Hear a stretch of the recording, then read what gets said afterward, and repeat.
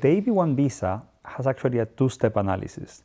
The first one is to get at least 3 out of the 10 categories, but the second one is the final merits part. So what's final merits? So final merits is very subjective analysis of your case.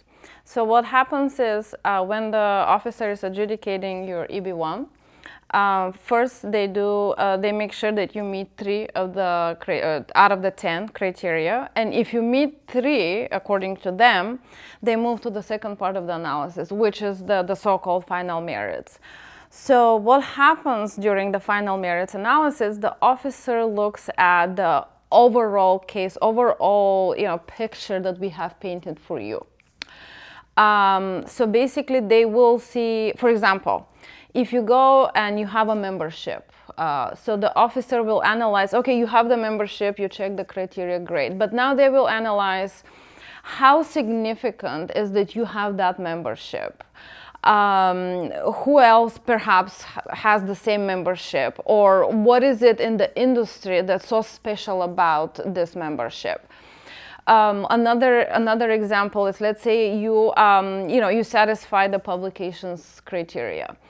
The only thing that they look at during the first part is whether you have publications, you're the author, there's a date, the title, and we are done with that. Now here, they will look into, okay, where did you publish? How significant is in your industry to publish in this journal? How prestigious that journal is? Another thing they look at, let's say you have done research, you have a research paper. Was that research paper done at R1 university? Or whether you work at a company of distinguished reputation, how distinguished is that reputation, and what are the things that you do within that company. So I always like to say is the final merits is pretty much a glorified summary of all the criterias, and also looking into other evidence that we didn't include in the criterias, perhaps because it didn't satisfy the criteria, but is impressive. Things like speaking at conferences will go into final merits. If you're a mentor for different startups, that will go into the final merits just because we don't have criteria for it. And basically, it is a kind of like a holistic overview of your case.